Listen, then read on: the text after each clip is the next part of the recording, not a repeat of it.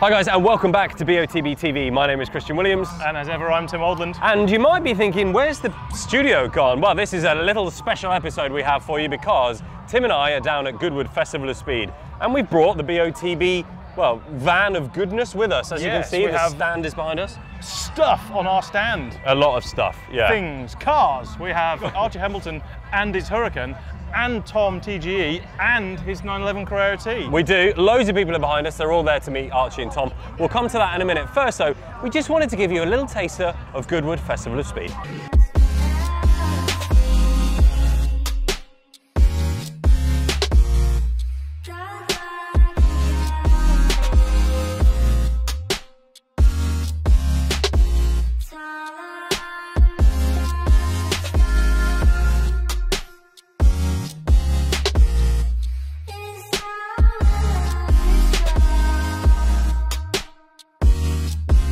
So as you can see, so much to see here at the Festival of Speed. We've been here for 3 days and not even covered all of it. Yep. But we did want to bring you a few of our favourites. That's right, we've got a lovely cricket pitch in front of us that is covered in supercars. So Christian and I have both chosen a couple and we're going to investigate them and see what's nice. So Tim, this is the first car we were going to have a look at. Yep. I can see why you picked it. I know, this is it. This is the supercar for me. I grew up in the 90s, this was the car. Did you have a poster of this on your wall? I had posters, I had little 1/18 scale models, yeah. I had everything. And this one has a very famous owner. This used to be owned by Rowan Atkinson. So you can just imagine Mr. Bean driving this thing. That is amazing, isn't it? With its central driving position, the F1 has always been known for that iconic driving position right in the middle. What's this worth? Over 10 million? 10, 12, who knows what the market is going absolutely crazy on these at the moment. And you can see why. This was the fastest road car at the time, 240.1 miles an hour. 640 plus horsepower, and that was in 1994. I love it. Cool. Next! Now that is a lovely rear, Christian. Yeah, you're talking about a car, right? Of course. Yeah, this is fantastic. So this is what I've picked out on the lawn. This is the Zonda by Pagani, which is iconic in every way, I think you'll agree, with its lines and its aero, and as you say, the rear is quite spectacular, and it's got its kind of bug look on the front. It's one of my all-time favourite cars. If I could afford one, I would 100% buy one. What is it, 6-litre V12 producing nearly 800 horsepower. It is just an unbelievable sounding car. This is the Oliver edition, which I think is it to do with Pagani's son? No, this was the guy who ordered the car. Bought it, ordered it for his son, Oliver, who's about 6. Right. Well, Oliver, you're a very lucky guy. You are. You're going to have this one day. And cue the Bond music, because Tim and I have picked this as our last but by no means least car. This is a very iconic Jaguar. Actually, you may have seen it in a Bond film. Yep, this is the CX-75. Now, this was originally a Jag concept car where they were going to do it had like turbine power and all kinds of weird things.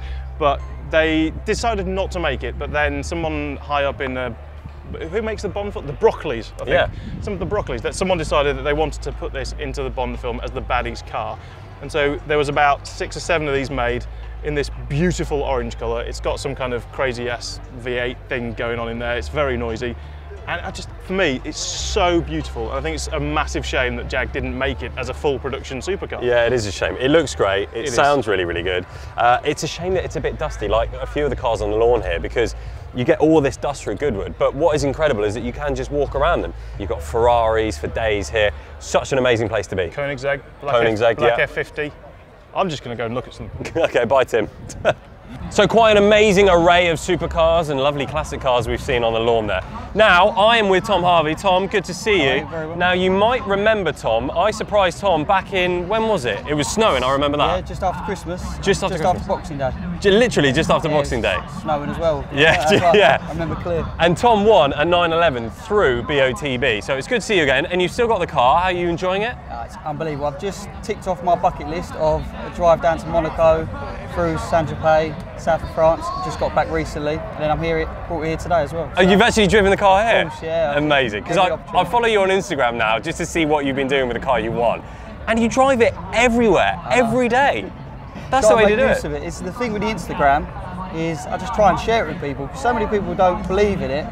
And, you know, like myself, before I won it, I'd always be looking at photos of cars. So I just, you know, share the fun. Good, good. Tom, it's so good to have you down here. Thank you so much. And whilst we've been chatting to Tom, Tim has been down at Urban. Okay, so we are down at the Urban stand. Now, Urban always massively popular with you guys that play in the competition, and they have launched at Goodwood this weekend this is their Bentley Ben Tiger Kit, and it looks fantastic. But I'll just waffle for ages. So this is Sam from Urban. He's going to tell us a little bit about how good it is. So I'm going to shift you out of the way. So this is our new Bentley Ben Tiger. It's the kit that we've brought and been in development for a few months now. And the car's had a really fantastic reception. So as people know, we try to do things a bit more on the subtle end of the spectrum of modifying. So we've done this phenomenal front end here, which is all made in-house at our composites department. So the whole thing is carbon fibre. We paint most of it to match, and you've got these lovely touches around here where you can see the exposed carbon. You've got the splitter at the front there as well, central mouthpiece, and we've gone for the mesh instead of our normal carbon fibre vents that we do, just to mix in with the Bentley grille, just so it looks really smart.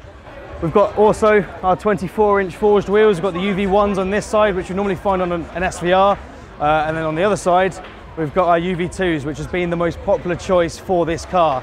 It actually sold yesterday, and the new owner will be taking delivery of it with the UV2s when you can see them. Good choice. They're my favourites as well. I like them on the SVRs as well. So this is it. This is Urban. I absolutely love what Urban do with those cars. Right, whilst Tim is hot-footing it back, I want to go and have a look at a stand that I've been wanting to look at all day here at the Goodwood Festival of Speed. And I believe Tim is just back, and he's speaking to a previous winner of ours.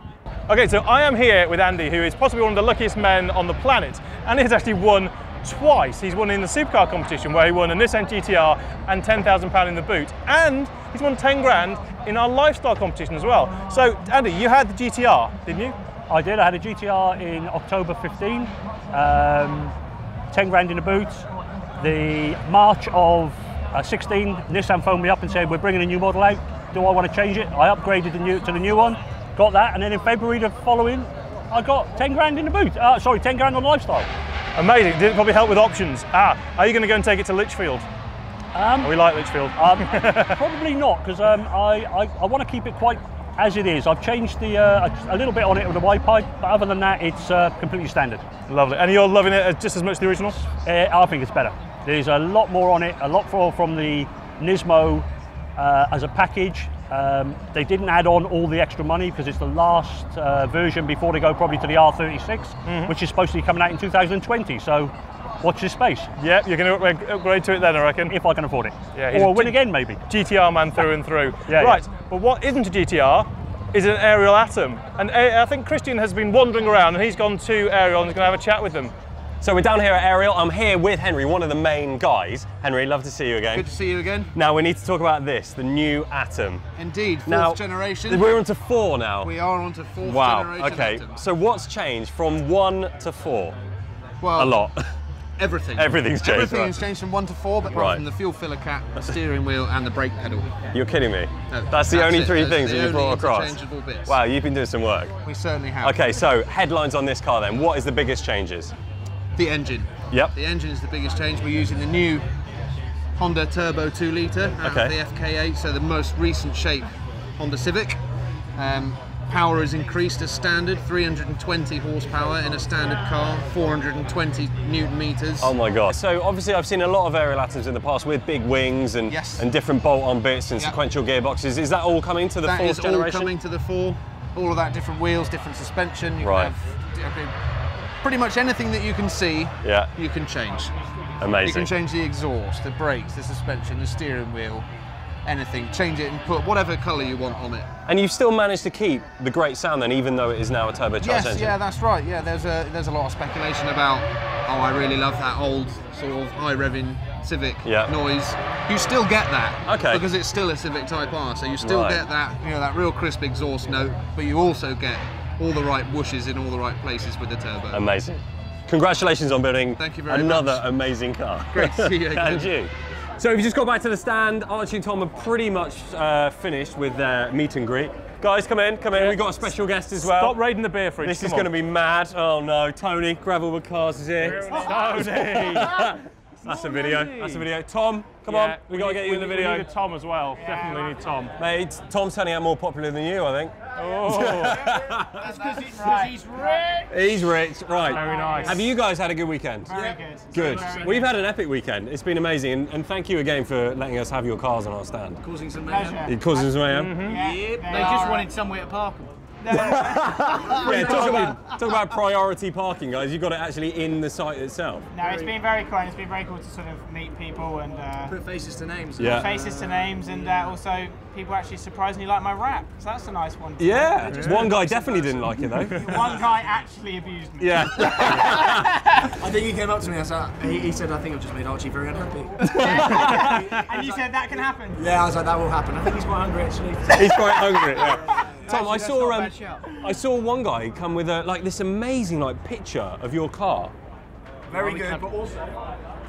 Careful. Oh. They've gone everywhere. We've gone mad. Right, we're going to end the video there. It's been absolutely madness. We've had such a good time at Goodwood Festival of Speed. We'll of course be that is chaos, isn't it? back again next week, year, we don't know yet. We'll just get me in there now, mate. Yeah, there we go. Can I do your ending? Go on. Next week we'll be back on the road, hopefully surprising you. There we go. He's out of a job. I'm out of a job.